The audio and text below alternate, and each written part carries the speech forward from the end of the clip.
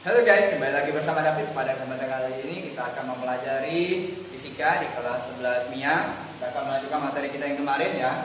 Hari ini kita akan membahas tentang momentum sudut.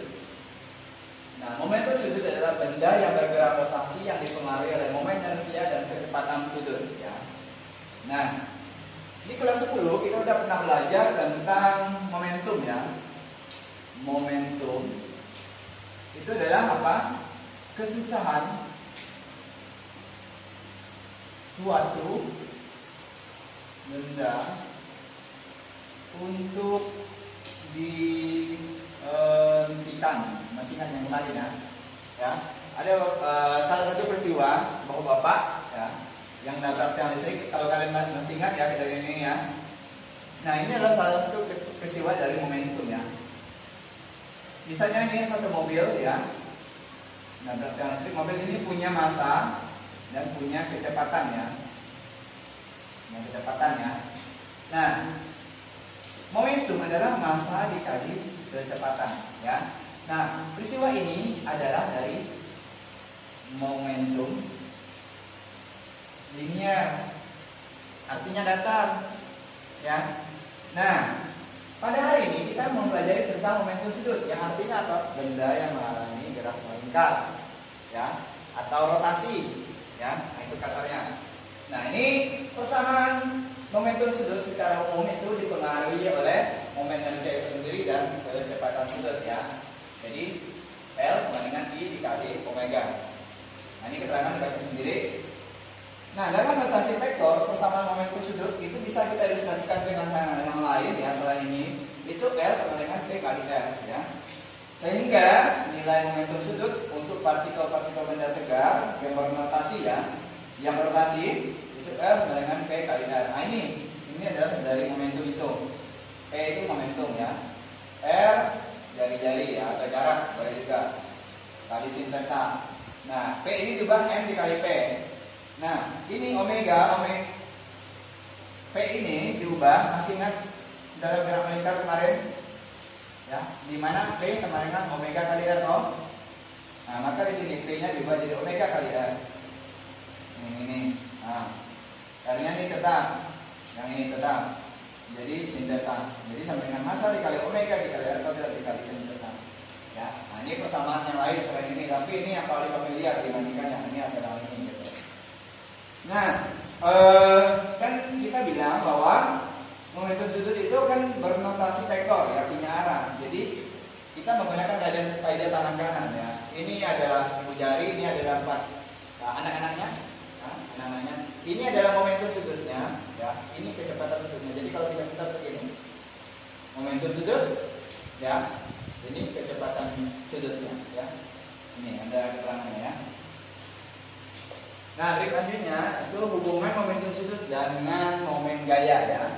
Nah, sebenarnya ini banyak sekali penurunannya, tapi masih ingat kalian persamaan momen gaya? Tahu dikali R kan? Masih ingat ya? Nah, sebenarnya ini panjang penurunan, tapi saya kasih yang simpel aja.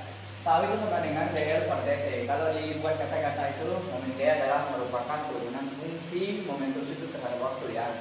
Atau laju perubahan momentum sudut suatu benda sama dengan resultan momen gaya yang bekerja pada benda tersebut ya, per waktu. Kalau laju kan pasti per waktunya ya.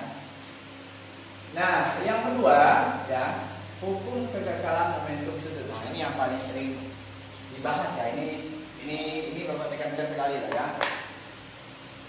Jadi kalau ada kata hukum kekekalan ya, kekekalan momentum sudut, ini ada syaratnya ya.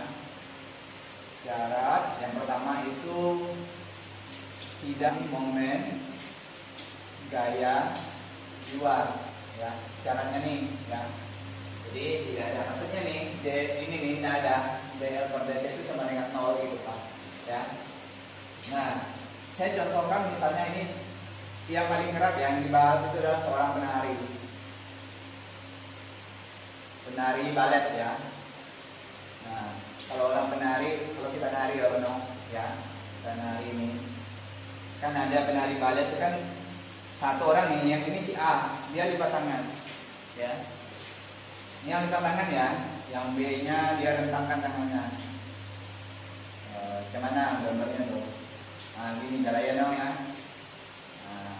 Nah, kira-kira PK2 ini mana yang lebih laju putarannya? Ya, A atau B gitu, ya.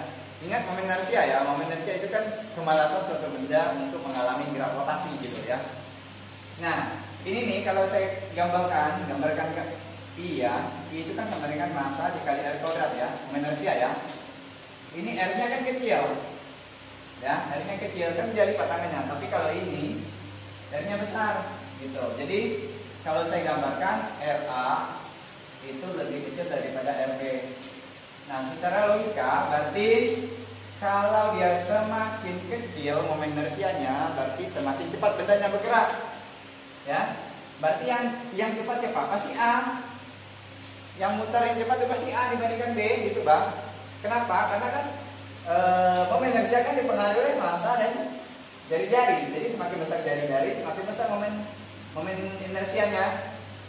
Itu artinya apa? Berarti benda itu semakin apa? Kalau jari-jarinya besar lah, otomatis semakin besar momen inersianya. Berarti semakin susah dia gerak gitu maksudnya, ya.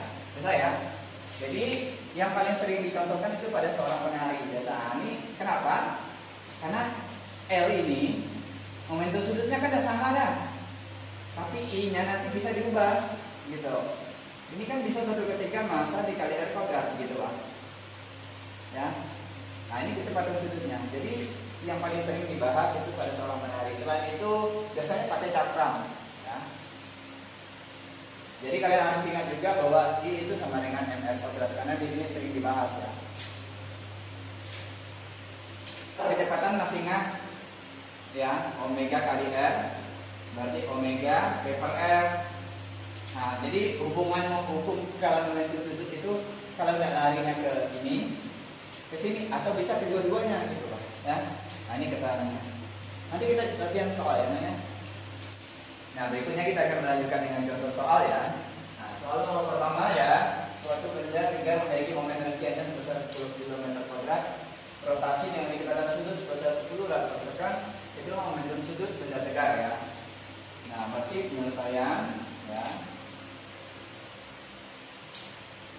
Nomor 1 diketahui ada apa dong? Diketahui itu ada momen inersia berarti I 10 km² ya. Terus kecepatan sudut kecepatan sudut berarti omega 10 rad per sekon. Nah yang ditanyanya apa? Ditanyanya kamu. Nah yang ditanyanya berarti L ya namanya. Nah berarti jawab. Ya. Itu L sama dengan I dikali omega. Ini sampai video pun selesai nih nah. Kejam pun selesai ya, kita tinggal kali kan ya. Berarti 10 dikali 10 ya. Itu berarti 100. Nah ingat satu yang tadi itu meter kuadrat per second ya. Jangan lupa ya. Nah, itu dia. Nah. Enggak kan? Ya, udah susah. Kita harus tahu simbolnya ya. Kita lanjut dengan nomor 2 ya. Nomor 2 diketahui ya. Diketahui berarti sebuah benda yang sedang berotasi mula-mula mempunyai momentum sudut sebesar. Nah, berarti L1 kalau mula-mula berarti kita bisa L1 L0 terserah. Saya pakai L1 aja. 20 km² per sekon. Kemudian karena dikenai gaya luar, kalau udah kata-kata dengan gaya luar berarti pasti apa namanya itu pasti nanti delta ini loh. Momentum sudut benda tersebut berubah menjadi berarti L2 no. 30 km² per sekon dalam waktu 0,1 dalam waktu T ya 0,1 sekon. Nah itulah besar momen gaya yang bekerja pada benda. Berarti tahu yang ditanyanya tahu ya katanya. Nah kan tinggal ingat ya yang tadi itu. Oh kalau udah ini kan artinya selisih. Oh berarti tahu kan tadi ada delta T kan. Ya udah berarti L2 dikurang L1 per 2 tinggal masukkan ya. Oh, ini sampai video pun selesai ya. Ini kan 0,1 itu sekarang terjadi mula-mula 0 lah, kan tidak ada. Nah gitu. Berarti ini 10 per 0,1 berarti berapa dong? Naik makin besar aja 100 ya. Berarti momen gaya kan masih ingat, momen gaya berarti meter ya, ingat ya. Wow. Nah berikutnya kita akan lanjutkan dengan nomor 3 yang ya. Nah, tulis ya nomor 3. Nah ini kalau bahasa cakram berarti cakram punya inersia segini. Berarti saya bisa gambarkan cakramnya seperti ini ya. Nah ini nggak kurang bagus tapi nanti bisa saya hapuskan dikit lah ya. Nah IA nya ini 10 kilometer kuadrat ya. Kemudian berotasi dengan kecepatan sudut. Nah berarti ini WA itu 30 per second ya. Nah cakram B mula-mula diam ya. Berarti saya gambarkan ini B. Ini tidak kurang bagus ini B. Mula-mula diam ya. Mula-mula diam ya. Dengan momen inersia berarti 5 kilo ya, 5 kilometer kuadrat ya. Digabungkan dengan pada suhu yang sama dengan cakram A. Berarti cakram A kita pindahkan ke sini gitu. Nah ini A gitu ya. Pada suhu yang sama, maksud suhu yang sama berarti ini suhu mereka gitu ya. Tentukan besar kecepatan sudut kedua cakram dan tersebut setelah keduanya digabungkan. Yang awalnya A nya tadi ini udah bergerak ya, udah punya kecepatan sudut. Yang B ini mula-mula diam. Ketika A dicampurkan ke B, berapa kecepatan sudutnya? Seperti itu maksudnya ya. Maka kita bisa gunakan persamaannya ke tadi. Berarti kalau mau pakai L0 boleh ya. Berarti mula-mula L1 setelah mereka digabungkan gitu ya. L itu kan sama dengan I1 atau boleh ya, karena ini mula-mula A ya udah saya tulis A omega A. Nah yang L2 ini setelah mereka digabungkan berarti ada IA tambah IB. Nah itu harus ditambah ya. Kenapa? Karena ada dua buah cakram yang digabungkan ya. Berarti momen inersianya beda-beda gitu. Maka harus kita tambahkan ya. Kali omega. Nah, omega 1 boleh ya. Paham ya? Ini omega 2. Ini S1 sorry. Omega 1. Berarti omega 1 itu maksudnya tuh penggabungan maksudnya tuh cakram A itu sama dengan cakram B nanti setelah mereka diputar gitu Bang. Nah, berarti ini yang kita cari toh. Berarti omega 1 dong ya. Nah, berarti ini jadi kembali gitu. Jadi IA tambah ini kok I2 IB lah. Ini IA dikali omega A ya.